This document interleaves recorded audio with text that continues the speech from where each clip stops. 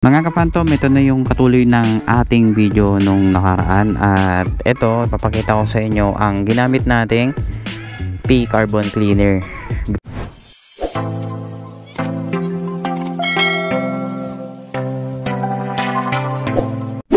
Gaano ba kahalaga ito sa ating motor? Especially sa mga FI o yung mga fuel injected na motor. Ang ilan-ilan pa lang ang gumagamit nito. I-share ko sa inyo ano nga ba ang kahalaga nito sa ating motor. Ito yung may bibigay niyang benefit sa ating intake system. So it provides rapid clean up performance throughout the entire intake system.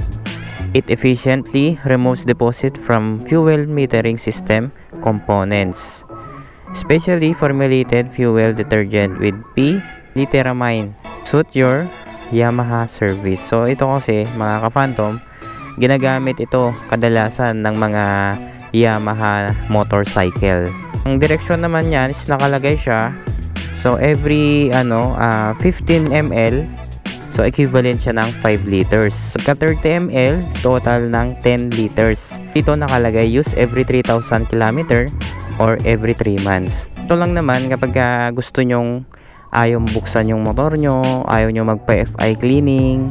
Yan kasi yung mga maglalaan pa tayo ng oras natin para mapalinis natin yung ating mga injector. Ito kasi pagka nilagay na natin ito sa ating tangke at hinalo natin sa ating gasolina, ito na yung magtatrabaho para maglinis dun sa mga bagay-bagay na ipapagawa sana natin o ipapa-maintenance natin. So napaka-convenient niyang gamitin kasi isasalin mo na lang siya sa mismong tangke. Ganun na ka-high-tech itong P-carbon cleaner. At syempre, kung sa motor nyo FI siya, so nararamdaman yung medyo matakaw na sa gasolina, pwede kayo mag-try nito, itong P-carbon cleaner. Then i-observe nyo siya. Based on my observation, itong P-carbon cleaner ginamit ko na sa sniper ko to. Pagka unang gamit nito, mararamdaman talaga natin na parang magiging smooth yung takbo ng iyong motor. At the same time, tuwing umaga kapag pinapaandar mo yung iyong motor, may lumalabas na puting usok. So yun yung mga na-observe natin. Katagalan, mawawala din naman yung usok niya. Ito, nire-restore niya kasi yung power and reduce exhaust emission. So ibig sabihin, lahat ng mga carbon deposits sa loob ng ating intake system talagang nalilinisan. Tips lang to sa mga ayaw talagang magpa-FI clean o yung mga nagpapa-PMS. Ang talagang kailangan lang naman talaga nating i-check sa ating motor ay yung kanyang spark plug, air filter. Yan naman talaga yung talagang i-check natin. Kapag madumi na, papalitan na natin. So sa akin, kapag nagpapalit tayo ng spark plug sa ating sniper noon, nagpalit tayo mga nasa 10,000 odo, nagpalit na ako. Maganda pa rin yung sunog, tsaka bagong bago pa naman yung ating spark plug. Pinalitan ko lang para in the long run, kasi kapag gagamitin mo siya, magagamit mo talaga ng mas matagal. So pinalitan natin siya ng NGK na iridium spark plug. Yun yung nilagay natin. Pero dito sa akin ting KTM, yun pa rin yung stock nito, hindi ko pa siya pinapalitan. So siguro kapag nagpalit tayo ng fuel filter, lahat-lahat dito, doon natin siya papalitan ng bagong spark plug. Pero nararamdaman naman natin na very responsive pa rin ang kanyang throttle, kaya no need nating palitan. Gaya ng sabi natin na mas importante gumamit na lang kayo ng ganito kaysa magbaklas-baklas pa kayo ng inyong mga injector, mga throttle body nyo, kailangan pang linisan. So eto, nasa sa inyo kung gagamitin nyo o hindi. Nasa sa inyo kung gusto nyo talaga magpa-maintenance, gumastos, nasa sa inyo na yan. So desisyon nyo yan. So basta sa akin, eto, ginagamit ko lang siya every 3,000 km.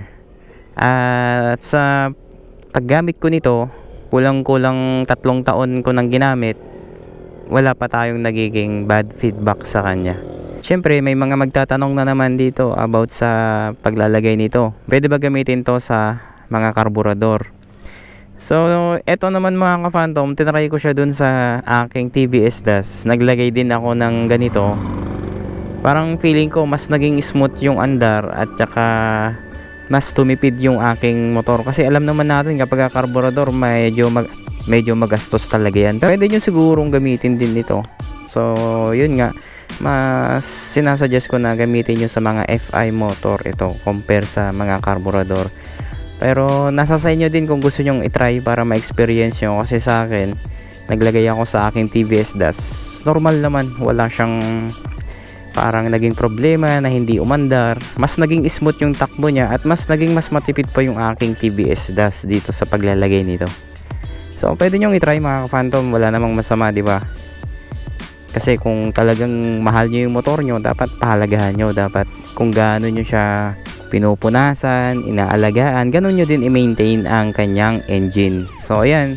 At lastly, wag na wag yung pababayaan sa langis ang inyong motor. Yan lang yung lagi nating sinasabi sa video natin, na wag na wag nyong hahayaan na matuyuan ng langis. Sa mga nagtatanong, alin nga ba ang mas magandang maglagay ng carbon cleaner? Pag bagong change oil or before mag-change oil? Well, sa akin, kahit ano dyan, kahit before kayo mag-change oil, after kayo mag-change oil, pwede lang kayo maglagay ng ganito anytime. Kasi ito naman, nilalabas niya sa mismong exhaust. Kaya nga, nakikita natin kapag ka umaga, may lumalabas na kulay puti na usok.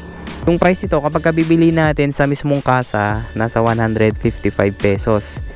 So, kapag gusto nyong bumili ng ganito, itry nyo sa mismong kasa ng Yamaha. Or, may mga motor shop din na may ganito. May ganito silang benta.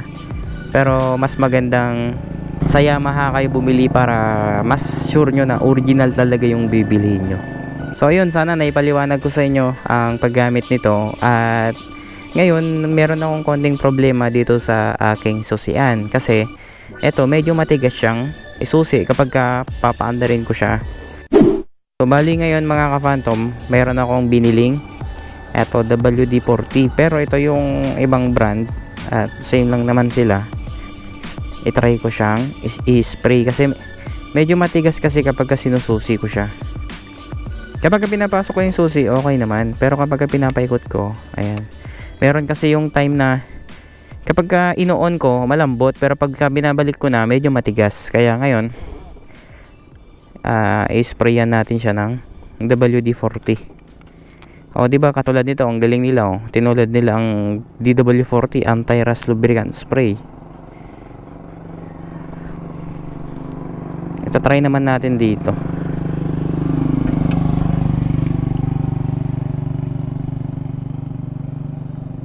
Push natin, tapos yung mga gilid-gilid, yung sprayan natin para maging smooth. Ayan. So dalawang spray lang. Meron akong pamunas dito sa likod.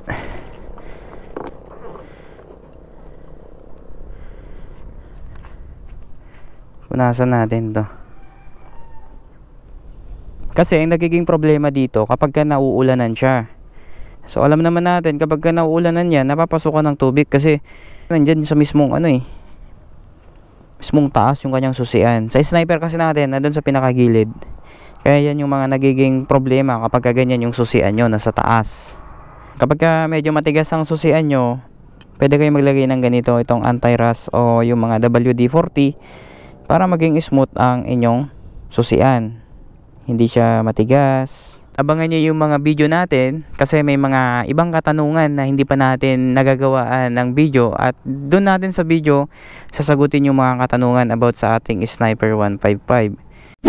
Kaya stay tuned lang kayo mga ka-Phantom at lagi nyong abangan ang aking latest upload. At sa mga hindi pa nakasubscribe sa aking YouTube channel, please subscribe and don't forget to hit the notification bell para lagi kayong updated sa aking latest videos.